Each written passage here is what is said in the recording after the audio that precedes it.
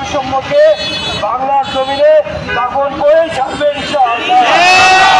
আর সেই বৈষম্যের খবর রচনা হবে 17 তারিখ আমাদের টঙ্গীর ময়দানে।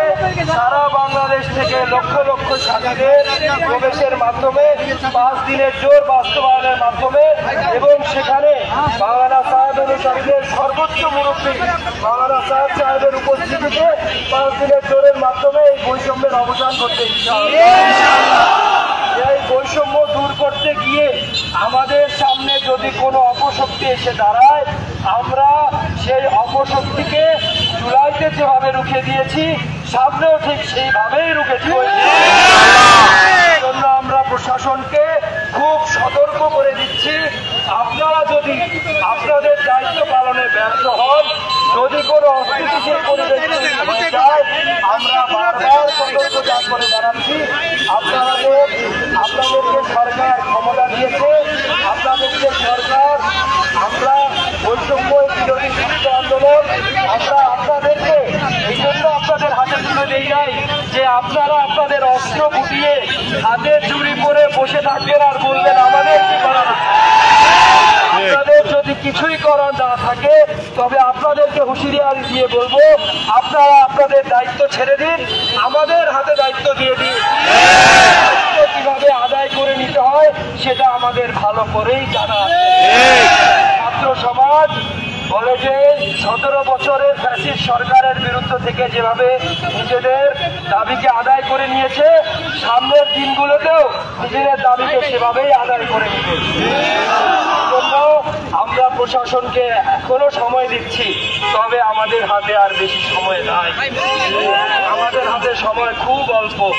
এই জন্য আমরা আজ সচেতন ছাত্র সমাজ থেকে আপনাদেরকে বলে যে আগামী 16 তারিখ 12টা 11:59 পর্যন্ত আপনাদেরকে আলটিমেটাম দিচ্ছি।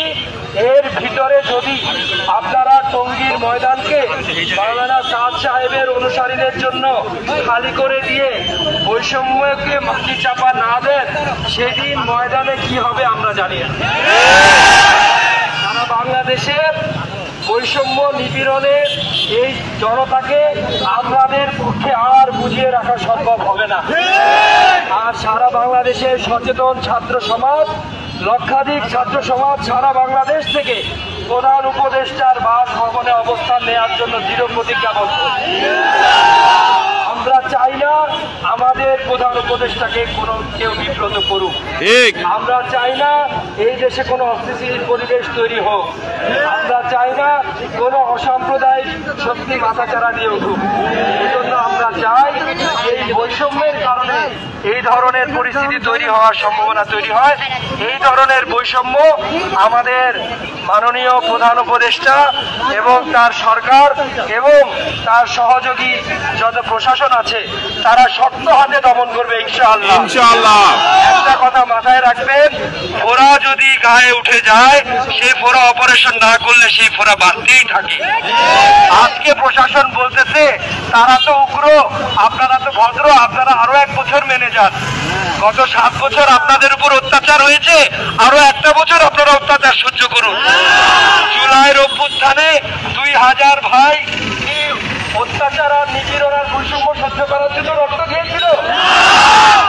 2000 ভাই কি অত্যাচার আর বৈষম্য সহ্য করার জন্য জীবন দিয়েছিল? আমার ভাইয়েরা কি আজও হাসপাতালে কাতরাচ্ছে বাংলাদেশে বৈষম্য টিকে রাখার জন্য? তাহলে কেন আমরা সেই বৈষম্যের পক্ষে আজকে দাঁড়াচ্ছি? প্রশাসন যে সরকারের পক্ষের ব্যক্তি এই বৈষম্যের পক্ষে কথা বলবে আমরা ধরে নিব, আমরা সচেতন ছাত্র সমাজ ধরে নিব। আমাদের জুলাইয়ের অভ্যুত্থানের যে স্পিরিট, বৈষম্য বিরোধী বাংলাদেশের যে স্পিরিট, আপনারা সেই স্পিরিট থেকে সরে যাচ্ছেন। কিন্তু আমরা সচেতন ছাত্র সমাজ আপনাদেরকে হুঁশিয়ারি দিয়ে জানিয়ে দিতে চাই, আমরা সেই বৈষম্য বিরোধী বাংলাদেশের সম্পূর্ণ স্বপ্নকে ভুলুণ্ঠিত হতে দিব না, দিব না, দিব না ইনশাআল্লাহ। এবং সেই বৈষম্যের কবর রচনা হবে মাওলানা সাহেবের অনুসারীদের 5 দিনের জোর ইজতেমা টঙ্গীর ময়দানে মাওলানা সাহেবের উপস্থিতিতে বাস্তবায়নের মাধ্যমে ইনশাআল্লাহ। এই জন্য আমরা সবাই তৈরি আছি তো ভাই ইনশাআল্লাহ।